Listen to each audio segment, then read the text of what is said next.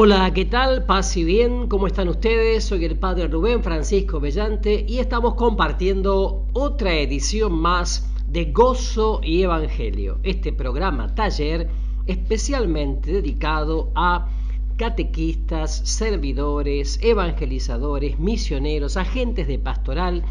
Es una especie de programa taller donde ustedes ciertamente por ahí con papel y lapicera pluma en mano también pueden ir tomando algunas notas para poder trabajarlo después nuevamente, rezarlo, meditarlo, también trabajarlo en equipo. Tienen la posibilidad también de volver a encontrarlo en las redes sociales, fragmentado en capítulos de 11 minutos. Así que bueno, estamos ya en el cuarto programa 2018 de Gozo y Evangelio. Y estamos desarrollando, como ustedes saben, el seminario de vida en el Espíritu Santo, o sea, los pasos del querigma. El querigma, que es el anuncio con poder de la persona viva de Jesús. Y estábamos, como ya saben, los que nos han seguido, hemos visto el tema del amor de Dios, hemos visto el pecado, también vimos la salvación en Cristo Jesús, tercer paso. Cuarto paso, la conversión, y estamos en el quinto paso, es decir, el señorío de Jesús, el señorío de Jesús, o sea, declarar con la boca, con el corazón, con todo mi ser, alma, cuerpo y espíritu, que Jesús es el Señor. Por eso, ven Espíritu Santo, ven Rúa Santa, ven alma de mi alma, ven vida de mi vida, ven dulce huésped del alma. Ven a iluminarme, ven a iluminarnos, ven a donarnos los 7 dones para que podamos realmente ser canales de gracia en el anuncio con poder de la persona viva de Jesús, centro y eje de nuestra historia personal, familiar, comunitaria, eclesial. Ven Espíritu Santo, ven a través de la poderosa intercesión del corazón inmaculado de María. Amén y amén. Bueno, hermanos, estamos en el señorío de Jesús, el señorío de Jesús. Así que habíamos terminado en el último programa proclamando que Jesús es el Señor. Mientras se revela el ser humano que anda en tensión para declarar que Jesús es el Señor, ciertamente, ¿no? Porque claro, Jesús mismo nos enseña lo que para él significa ser Señor. No hace falta decirlo de la boca para afuera, ¿no? Jesús dijo a los apóstoles el Jueves Santo, la víspera de su pasión: ustedes me llaman el Maestro y el Señor y dicen bien, porque lo soy. Bueno, si yo, el Señor y el Maestro, les he lavado los pies, ustedes deberán lavarse los pies los unos a los otros. Juan capítulo 13, versículos del 13 al 14. Esto es una lección muy honda. Jesús se inclinó ante Pedro para lavarle los pies. Pedro no quiso dejar que se los lavara. Jesús le exigió que se dejara lavar. Solo le dijo la realidad: si no te lavo los pies, no tendrás parte conmigo. No es una amenaza ni tampoco un castigo, es un hecho, sí. El Señor necesita lavarnos los pies. El Señor, nuestros pies. Cuando oyó aquello, Pedro dice: Señor, no solamente los pies, también las manos y la cabeza. El Señor le hace ver que lo que él necesita es lavarse los pies. Por lo tanto, a ver, ¿qué significa hacer a Jesús Señor? En primer lugar significa: Señor, vení, lavame los pies. Lavame los pies. ¿No les parece algo precioso? Lavar los pies es lavar, vamos a decir, lo más sucio de nosotros. Pero nunca nuestros pies están tan sucios como nuestro pecado. Díganle: Señor, ejercé tu señorío conmigo, limpiame mi pecado. La autoridad del Señor es para servirnos, no es para dominarnos, no es para aplastarnos. La autoridad del Señor es para que logremos nuestro bien. Toda la voluntad del Señor para nosotros es hacernos tener parte con Él. Si no te lavo, no tendrás parte conmigo. El Señor lo que quiere es que cumplamos su voluntad, que tengamos parte con Él. La voluntad del Señor manda siempre lo mejor para el ser humano, aunque Él no lo alcance a ver así. San Pablo, en la epístola a los tesalonicenses, 1 Tesalonicenses 4:3, dice: esta es la voluntad de Dios, es decir, la santificación de ustedes. Eso no quiere decir que la voluntad de Dios sea que ustedes se hagan santos, sino que la voluntad de Dios es hacerlos santos a ustedes. El Señor es Señor para hacernos santos, para limpiarnos, para cambiarnos. La vida humana adquiere dimensiones cristianas solo cuando gira en torno al señorío de Jesús y cuando se consagra totalmente y con alegría a su servicio. Sentirse y no solamente llamarse siervo de Jesús es nuestra mayor alegría. Toda la gente que sufre, lo digo así con toda claridad, en la mayoría de los casos es exclusivamente porque no se pone de siervo de Jesús. Vean ustedes si no es cierto. La gente sufre y se siente decepcionada porque se ha puesto ciertos ideales en su vida. ¿Cómo no los va a lograr? Se siente decepcionada, triste y angustiada, claro. Pero es que se ha puesto ideales falsos. El único ideal es el Señor Jesús. Él, en cambio, nunca defrauda. Por eso mismo, el que se entrega totalmente a Jesús vive en la paz. El que gana dinero no todo lo tendrá en la mano, pero muchos han hecho de eso el fin de su vida. Algunos lo logran y tampoco se sacian. Siguen buscando más y tampoco se sacian. Lo mismo pasa con cualquier cosa que busque el ser humano, excepto cuando se entrega al Señor Jesús. Sierva de Dios ha sido el título predilecto de María. He aquí la esclava, la servidora del Señor. Es su definición. Esa es la felicidad. Yo les pido a ustedes, ¿por qué no hacen la prueba de pedirle al Señor: quiero ser tu siervo, tu servidor, tu esclavo, totalmente entregado a vos? Prueben si esto es verdad o no. Verán cómo encontrarán la verdadera felicidad desde la libertad interior, no desde la opresión. Dijo San Pablo lleno de gozo: al nombre de Jesús, toda rodilla se doble en los cielos, en la tierra y en los abismos, y toda lengua confiese que Cristo Jesús es el Señor. Señor, para gloria de Dios Padre. Filipenses capítulo 2, versículos 10 y 11. La Iglesia por eso ora con profundo convencimiento una oración que es la del penúltimo domingo del año, o sea, el domingo anterior a Cristo Rey. Señor Dios nuestro, concédenos alegrarnos siempre en tu servicio, porque la profunda y verdadera alegría está en ser fiel a ti, autor de todo bien. A mí me encantó. Le pido al Señor que siempre me permita ser fiel a Él. Lo demás no tiene importancia. A la luz de esto, ¿cómo constituir a Jesús Señor de nuestras vidas? Miren, desde luego, significa más que nada reorientar nuestro avioncito, ¿se acuerdan? En cada momento. El avioncito tiene que ser orientado hacia Él. Orientalo vos a Él. Tan sencillo como girar, como llevar la palanca para arriba. Tan fácil. Lo que a veces no nos gusta es que, tengo que dejar esto. Déjalo, no sirve para nada. Te está haciendo daño. Hoy pensamos que se comen su veneno y se quedan con el veneno allí adentro. Pero no lo quieren.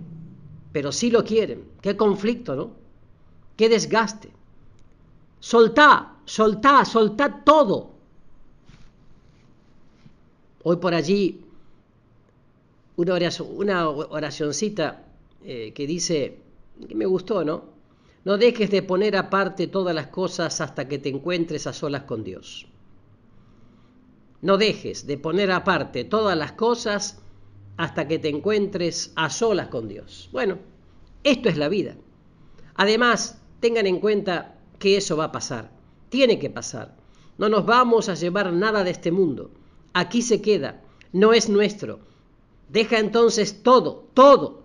Encuéntrate solo con tu Dios. Para eso sí eres. Para lo demás, no eres. No sos para eso. Por eso ahora vamos a hacer una pausa y enseguida volvemos para continuar con este hermoso tema en Gozo y Evangelio de hoy. No se vayan. Ya estamos de regreso con la segunda parte de Gozo y Evangelio de hoy. Y estamos viendo ciertamente el tema del señorío de Jesús. El señorío de Jesús. Yo quisiera que todos pensáramos en una cosa que dice el Señor hablando del dinero. Él nos pone una comparación. Cuando habla de esa parábola del administrador infiel que se puso a malgastar las cosas de su amo. Dice el Señor, si ustedes no saben ser fieles en lo poco, ¿quién les confiará lo mucho? Y luego dice una frasecita que al primer golpe, no de vista sino de oído, suena extraño, ¿no? Si ustedes no saben ser fieles con lo ajeno, ¿quién les confiará lo propio? Como que fuera al revés, ¿verdad? ¿Por qué no dijo el Señor al revés? A ver, si no son fieles en lo poco, ¿quién les va a confiar lo ajeno? No, así nos dice el Señor. Si ustedes no saben ser fieles con lo ajeno, ¿quién les confiará lo propio? Jesús se está refiriendo al dinero. Nos está diciendo, miren, el dinero no es de ustedes. Aunque tengan lo que tengan, aunque sean 5 centavos o 5.000 millones de no sé qué, no es nada suyo. Si no saben ser fieles con lo que no es suyo, ¿quién les dará lo suyo? ¿Qué es lo suyo? ¿Saben qué es lo nuestro? Lo nuestro es Dios. Por lo tanto, si no sabes ser fiel con el dinero, ¿quién te entregará a Dios? Hay que dejar todo, hermanos. Déjenlo todo. La actitud cristiana fundamental sin la cual no es posible vivir la vida cristiana es la de buscar siempre la voluntad de Dios antes que cualquier cosa. Dios nos pide que antes que hagamos nada, siempre busquemos qué es lo que Dios quiere de nosotros. No hagas las cosas porque sean buenas. Hay muchas cosas buenas que Dios no quiere de nosotros.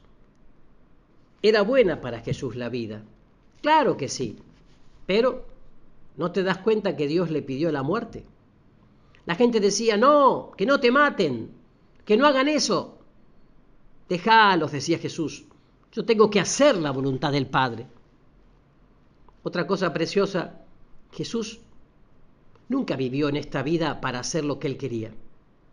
Mi alimento es hacer la voluntad de mi Padre. Yo no vengo por mí mismo. Vine porque Dios me ha enviado. Dice también, lo que le agrada a Él es lo que hago siempre yo. Pero dice algo más todavía, más de fondo. En el Evangelio de Juan tiene una frasecita que hay que entenderla bien, ¿no? Y es la siguiente. A Dios nadie lo ha visto jamás. El Hijo único que está en el seno del Padre, Él lo ha contado. Esto de que está en el seno del Padre no es lo que dice el griego, sino el que está hacia el seno del Padre. ¿Qué quiere decir eso? Que Él pertenece al seno del Padre, que está en tensión al seno del Padre, que está dirigido a lo más profundo del Padre, que pertenece al Padre en lo más íntimo del Padre. Yo digo lo que veo que el Padre quiere decir. Yo hago lo que veo hacer al Padre. Esa es nuestra vida. A esto ya estamos llamados todos nosotros, a hacer la voluntad del Padre. Eso es hacer a Jesús Señor, Kyrios de nuestras vidas. El señorío de Jesús en tu vida consiste en esto. No hagas nada por otro motivo sino por obedecerlo a Él. Deja de hacer las cosas por otros motivos. Hazlas porque Jesús las quiere. ¿Que no te gustan? ¿Qué tiene que ver eso? Ya te gustarán cuando las hagas. Esto es lo mismo que ponerlo a Él por encima de todo lo creado. Cuando aceptamos libremente a Jesús como Señor de nuestra existencia personal, llegamos a tener la experiencia de San Pablo. Lo que era para mí una ganancia, lo he juzgado como pérdida a causa de Cristo. Más aún, juzgo que todo es pérdida ante la sublimidad del conocimiento de Cristo mi Señor, por quien perdí todas las cosas y las tengo como estiércol, para ganar a Cristo y ser hallado en Él. Vivir bajo el señorío de Jesús nos hace experimentar la felicidad de proclamar una verdad fundamental que yo quisiera que todos pudiéramos decir con gusto, con alegría: Señor, soy tuyo. Señor, soy tuyo. El Papa San Juan Pablo II lo tenía puesto en su escudo, diciéndoselo a María y a través de María a Jesús. Totus tuus, todo tuyo, Señor. ¿Qué cosas tan maravillosas puede hacer un ser humano cuando es todo para el Señor? Les pido que piensen esto en sus vidas, esa llamada de Dios para cada uno de nosotros, esa llamada vocación, eso significa la palabra vocación, llamada. Vocare, del latín vocare, llamada. Quisiera pedirles entonces ahora dos cosas. Vean por dónde anda nuestro avioncito, ¿se acuerdan? Y enderecémoslo. Y la segunda, lean ustedes y mediten en Filipenses capítulo 2, versículos del 5 al 11. Tengan entre ustedes los mismos sentimientos de Cristo, el cual, siendo de condición divina, no retuvo ávidamente el ser igual a Dios, sino que se despojó de sí mismo, tomando condición de siervo, haciéndose semejante a los hombres y apareciendo en su porte como hombre, y se humilló a sí mismo, obedeciendo hasta la muerte y muerte de cruz. Por lo cual Dios lo exaltó y le otorgó el nombre que está sobre todo nombre, para que al nombre de Jesús toda rodilla se doble en los cielos, en la tierra y en los abismos, y toda lengua confiese que Cristo Jesús es Señor, para gloria de Dios Padre. Hermoso, ¿no? Hermoso porque esto del señorío de Jesús nos lleva al sexto paso del querigma o del seminario de vida en el Espíritu Santo. Y el sexto paso es justamente el Espíritu Santo, la Rúa Santa. Espíritu Santo, que en griego se dice la pneuma, y es femenino, ¿no?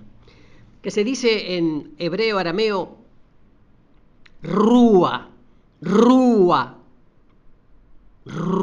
Santa, que se dice en latín spiritus, que es lo más femenino de Dios, el Espíritu Santo, infundido por el Padre Dios a través del Hijo Jesús. Con frecuencia la gente habla de los carismáticos diciendo, estos están locos. Bueno, a veces tienen razón, ¿no? Sobre todo los carismaniáticos, que no serían los carismáticos, ¿verdad? Creo que en una reunión mucha gente puede decir lo mismo, ¿verdad? De eso habría para hablar muchos programas, hablando del discernimiento, de los crecimientos, del pastoreo, todas cosas que por desgracia no se dan mucho en lo que es los grupos de oración de la renovación carismática. Están medios como francotiradores, medios anárquicos, a veces dominados por el poder despótico de coordinadores que llevan años y años, se fueron por las ramas buscando los efectos concomitantes y no quedándose en lo esencial, que es la experiencia de Jesús vivo. En fin, no hubo crecimiento. Bueno, es larga la historia, pero bueno, el Espíritu Santo siempre está. Y digo una cosa, el Espíritu Santo no es propiedad exclusiva de los carismáticos, sino que el Espíritu Santo es para todos los bautizados, para toda la iglesia. Se supone que todos los movimientos, aún el Opus Dei, Comunión y Liberación, ¿no es cierto?, neocatecumenales, los focolares, Schoenstatt, todos, cursillistas, todos tienen que estar abiertos a la acción del Espíritu Santo, todos y todas, como dicen ahora. Si no es así, bueno, estamos fritos, estamos al horno, como diría el Papa Francisco. Ahora, los carismáticos tienen una manera especial de expresar en gestos, en actitudes, esta experiencia del Espíritu Santo. Algunos diría tienen un folclore especial que expresa esta presencia del Espíritu Santo. Pero por supuesto, y seamos claros de una vez, no es el folclore, ni los efectos concomitantes, ni los efectos especiales que puedan tener las personas durante las asambleas de oración de la renovación carismática o las mal llamadas misas de sanación, ya que toda misa es de sanación, si no estaríamos con un Jesús que sana y otro que no.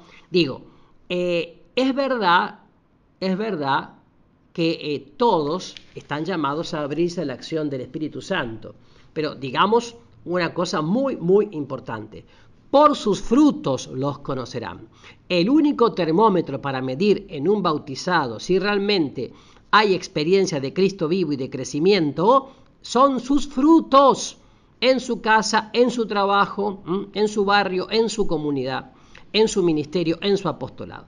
Lo demás es hojarasca que se lleva el viento. Así que muéstrame tus frutos y te diré qué experiencia de Cristo vivo puedes tener.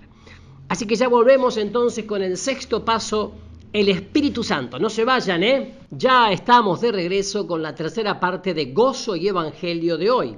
Estamos en el sexto paso de este seminario de vida en el Espíritu Santo, también llamado Pasos del Querigma.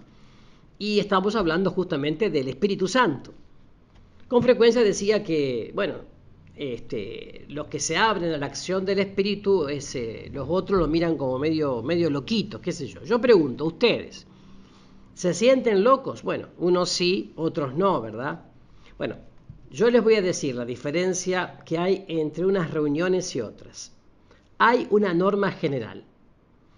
El ser humano, a través de la experiencia religiosa, busca a Dios, que quede claro. No se busca a sí mismo, ni sobarse el ombligo, ni sanarse, ni liberarse, ni no sé cuántas cosas más, sino que fundamentalmente lo busca a Dios. Lo otro es añadidura. Si no estaríamos en un reiki, en un yoga, no sé, en una especie de zen, pero no en la experiencia cristiana. Que quede claro de una vez, porque ahora con tanto pensamiento mágico y tanta superstición y tanto curanderismo por allí que se mezcla todo, y a veces también hay curitas que mezclan en nombre de sanación, liberación con tal de juntar gente, y a veces no hacemos catequesis con la gente, no estamos haciendo lo esencial, que es anunciar a Jesucristo. Anunciar a Jesucristo y su Evangelio. Entonces digo, el ser humano a través de la experiencia religiosa busca a Dios. Normalmente, las religiones tienen una autenticidad en cuanto que el ser humano pone lo suyo para alcanzar a Dios, aunque sea de una manera un poco nebulosa, como acabo de decir. Pero lo que Dios nos ha dado es una manera, digamos, es algo mucho más claro. Dios nos ha dado la fe. Y eso viene de arriba para abajo, no de abajo para arriba. O sea, no es una búsqueda voluntarista pelagiana del ser humano, sino que es una gracia, un don que viene de lo alto. Entonces, ahí está la diferencia. Los seres humanos, cuando buscan a Dios por su cuenta, de manera voluntarística, supersticiosa, curanderil, hacen muchas cosas para alcanzarlo. Algunos hacen sacrificios humanos, otros hacen sacrificios de animales, otros hacen quién sabe cuántas cosas. Dominio de la muerte, dominio de los sentimientos, manipulaciones de todo tipo. Si haces esto, vas a recibir esto. No cortes esta cadena. porque el padre me dijo que si yo tomo 3 litros de agua bendita por día, eso sí, bueno, vas a ir al baño frecuentemente, de eso sin lugar a dudas. En fin, como para ponerse en un plan medio especial, digamos así, y creen que con eso lo alcanzan a Dios. Dicho de otra manera, creen que con lo que hacen manipulan a Dios y lo bajan. De esto está lleno, dentro de la Iglesia Católica y fuera de la Iglesia Católica. También entre los cristianos no católicos. Está súper lleno.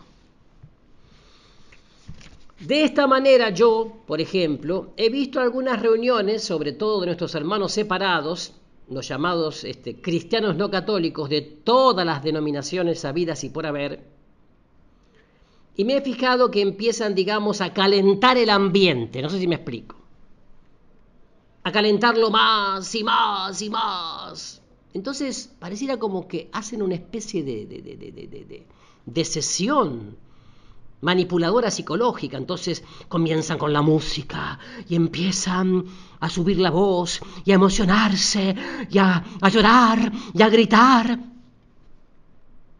No sé. Algunos quizás se acerquen a Dios, o mejor dicho, Dios se acerque a ellos, mejor dicho, digámoslo así. Muchos otros, sin embargo, se van a imaginar que alcanzan a Dios porque han sentido bonito, mucha emoción. ¡Ay, qué emoción! Lloré, me lloré todo. Una paz. ¿Una paz de qué? Con los carismáticos católicos la cosa es un poco al revés. Ellos se ponen delante de Dios, se acercan con lo que son, en un plano de humildad, en el plano de yo no soy nada y del barro nací. Bueno, así, ¿no? Yo no soy nada ni nadie.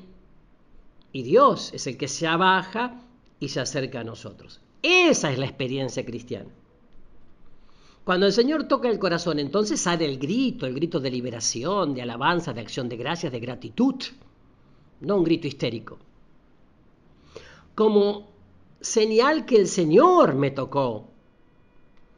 La felicidad de que el Señor me sanó, la felicidad de que el Señor me dio una nueva vida.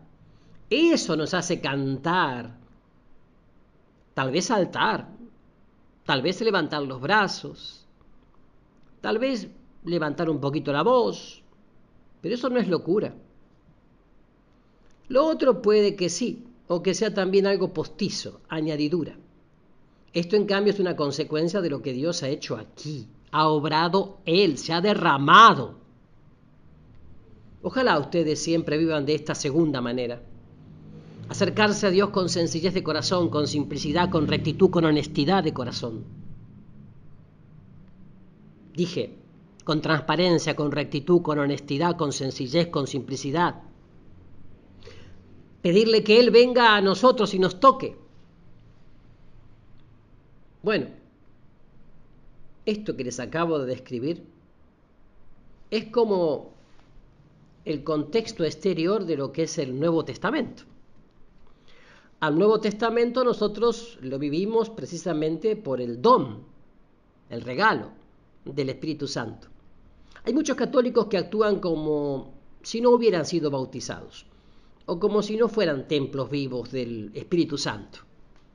Su vida está entregada al egoísmo, al individualismo, a la indiferencia, al placer egoísta, al poder, al tener, al dinero, a los vicios. Su vida, si no está perdida, está por lo menos mentalmente dirigida hacia eso y desquiciada. La frivolidad, la mediocridad, la superficialidad, el cholulaje, domina toda su vida. No habrán logrado mucho dinero, pero su mente está detrás del dinero. No habrán logrado muchos placeres, pero el consumismo los lleva a buscar las cosas que simplemente son agradables. No habrán logrado grandes poderes, ni llegar a ser presidente de la República, ni tener una transnacional o multinacional, etc. Pero por lo menos están buscando tener un cierto poder sobre un número de personas. Primero en su familia, luego mucho más amplio. Por desgracia también en los grupos de oración, en los ministerios y en los movimientos. Muchos bautizados, fíjense que esto es literal, ni siquiera saben que existe el Espíritu Santo. Sí. Sin embargo, hace mucho tiempo que se habla del Espíritu Santo. Así es.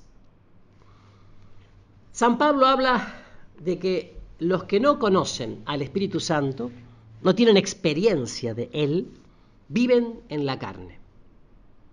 Pregunto, ¿qué es la vida en la carne? La carne no significa esta carne que llevamos, sino que significa vivir sin la redención, sin experimentar la salvación. Se vive entonces al natural, digamos. El ser humano como salimos de nuestras madres. Ese ser humano se deja guiar por el instinto, se deja guiar por algo inmediato, no tiene la visión del más allá, no tiene la fe, por lo tanto no conoce lo que Dios es, ni lo que Dios le promete. Como no tiende hacia allá, busca las cosas inmediatas. Por eso anda perdido, ¿no? Conviene que cada uno de nosotros revise con sinceridad hasta dónde está viviendo de veras ya una vida superior o si está viviendo todavía una vida en la carne.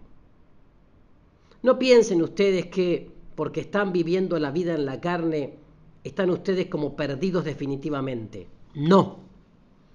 El mundo nos pone cada tentación. En toda circunstancia favorecen las cosas de tal manera que la vida en la carne se convierte en algo así como lo normal, lo corriente, lo natural. Lo hacen todos, lo hacen la mayoría. Después de todo, ¿qué tiene de malo esto? Que compre esto, que haga esto, que vaya a tal lado. ¿Qué tiene de malo que me ponga esto otro? ¿Qué tiene de malo que compre esta cosa? O que vaya al casino, o que vaya acá.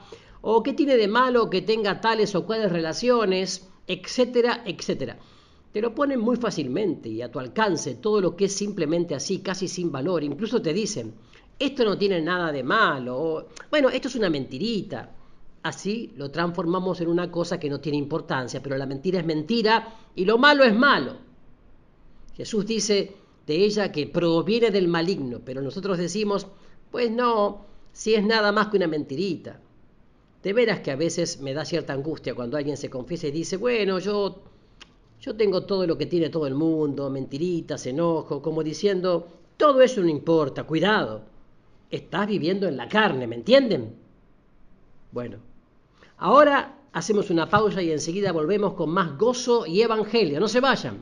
Ya estamos de regreso con la última parte del programa de hoy de Gozo y Evangelio, donde estamos desarrollando el sexto paso del querigma o del seminario de vida en el Espíritu Santo, que es justamente el Espíritu Santo. Y decíamos antes de ir a la pausa, ¿no? Cuidado con estar viviendo en la carne, ¿no? Los que son de Cristo, dice San Pablo, han crucificado la carne con sus pasiones y sus apetencias. Esto hay que reflexionarlo. Ahí está la diferencia. Los que son de Cristo han crucificado su carne, es decir, su natural. Todavía más, el ser humano natural no sabe lo que es la redención ni se la ha apropiado. Por lo tanto, su carne tiene apetencias contrarias al espíritu. Aquí tenemos un punto clave para entender. Si apetecen las cosas de la carne, del ser humano natural, estamos yendo en dirección contraria a la que va el espíritu. Como que entre sí son antagónicos, dice San Pablo, de manera que no hacen lo que quieren. Las tendencias de la carne llevan al odio a Dios. No se someten a la ley de Dios, ni siquiera pueden. Los textos que podemos leer o que hemos citado están en Gálatas capítulo 5, versículo 17, y en Romanos capítulo 7, versículo 18, todos textos de San Pablo, ¿no? Son textos muy importantes para que después los puedan meditar, orar. Reitero, Gálatas 5, 17, Romanos 7, 18. La vida en el espíritu, entonces, ¿qué es? Bueno, aquí hablamos una cosa más. El ser humano no ha sido creado para eso. O sea, nosotros cuando nacemos llevados a algo para lo que no estamos hechos. A ver, esto es un punto clave, porque con frecuencia se dice, pero si es muy natural, pero si es normal que así vayamos, pero si eso lo llevamos con nosotros mismos. Tenemos que decir, atención a esto, mucha atención. Aquello por lo que nos sentimos inclinados no necesariamente corresponde a lo que es nuestra naturaleza, sino que corresponde a la debilidad que nos ha dejado el pecado en nuestra naturaleza, que es distinto, ¿no? Uno de los santos padres, me parece que era San Ireneo, dice así: Dios en el Antiguo Testamento dio su espíritu a algunos cuantos hombres. Se lo dio a Moisés, después se lo dio a otros 70 para que lo ayudaran. Posteriormente se lo dio a los reyes y a los profetas y a los jueces, pero eran solo unos cuantos. Y dice él esto: se los dio para que el ser humano se fuera acostumbrando a que el ser humano no está llamado a ser portador del espíritu. Para que el ser humano se dé cuenta que está llamado a ser portador del espíritu. Pongan atención a esto, por favor. Pongan atención, aparte de mi furcio. Si estamos hechos para ser portadores del espíritu, eso quiere decir que el ser humano no es completo. Si no está lleno del espíritu y que el ser humano que no tiene el Espíritu Santo no sabe lo que significa ser humano. Si vos vivís simplemente al natural, te falta para conocer la experiencia auténticamente humana. Si vos vivís simplemente según la carne, vivirás según los instintos, la parte más débil de tu naturaleza, o sea, según la naturaleza dañada, perjudicada. Pero nosotros hemos adquirido la inteligencia de qué es nuestra naturaleza y para qué es. Estamos hechos para ser portadores del espíritu. Quien no ha tenido esa experiencia, le falta algo fundamental en su vida. El ser humano siempre va a encontrar así un gran problema. ¿Cuál es el problema? El problema de la libertad. Hago el mal que no quiero hacer y dejo de hacer el bien que deseo y anhelo hacer. Miren, a veces algunos jóvenes me dicen: tenemos un gran problema, padre, que todo lo que nos gusta o es ideal o es pecado o engorda. Así que tenemos por una parte una lucha entre aquello que quisiéramos y aquello que de veras es bueno para nosotros. Entonces, resulta que cuando queremos lo bueno para nosotros, nos sentimos como forzados a hacerlo. Y cuando nosotros hacemos lo que nos sale de adentro, lo gustamos inmediatamente, sentimos que por una parte hay como una especie de libertad de hacer lo que queremos, pero nos dañamos entonces. A ver, ¿por qué sucede así? La lucha la encontramos precisamente en la naturaleza dañada. Es que ella apetece lo que no le toca. Pero la naturaleza del ser humano está hecha para otra cosa. Cuando en cambio restaurás, sanás, recuperás la plenitud de tu naturaleza, recién entonces encontrás la libertad para hacer aquello que te toca y lo vas a hacer con naturalidad. ¿Qué tenemos que hacer entonces para lograr eso? Bueno, ¿cómo lo voy a hacer para apetecer lo que de veras me toca, lo que corresponde a mi dignidad, lo que corresponde a lo que yo soy, lo que corresponde a mi naturaleza? Bueno, esto no se hace porque hagamos esfuerzos voluntarísticos. Hay bautizados que viven haciendo esfuerzos para portarse bien y obran así para ser agradables a Dios. O sea, es un poco la tónica del cumplimiento, cumplo y miento. Esto resulta muy generalizado entre nosotros en la Iglesia Católica y probablemente resulte más así en algunas iglesias llamadas protestantes.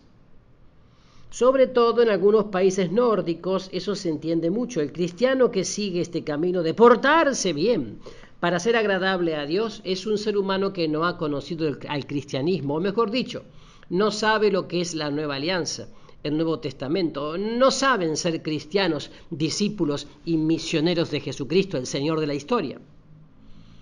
Yo recuerdo a un sacerdote que una vez dijo, al dar un retiro a otros sacerdotes, dijo: nosotros, los sacerdotes católicos, muchas veces no pasamos de ser más que unos buenos rabinos del Antiguo Testamento. ¿Por qué? Porque sencillamente le decimos a la gente: eso es lo que hay que hacer, estos son los mandamientos, esto es lo que tienes que realizar, esto no lo tienes que hacer. Y estamos los cristianos diciendo: esto lo tengo que hacer, esto no lo tengo que hacer, y estamos viviendo así. Total, lo que queremos hacer no lo podemos hacer, y lo que nos hace daño, eso es lo que hacemos. ¡Qué vida!, ¿no? Si ustedes van a ver el Antiguo Testamento, van a encontrar que así lo vivieron. Lamentablemente así lo viven también los que son judíos observantes hoy día. Viven bajo el yugo y la opresión de la ley por la ley misma. San Pablo lo vivió porque era un fariseo. Se gloría de eso incluso. Dice: si estos se glorían de que son judíos, dice, yo también lo soy. Yo soy fariseo y me he esforzado en el cumplimiento de la ley. Soy intachable en lo que se refiere al cumplimiento de la ley.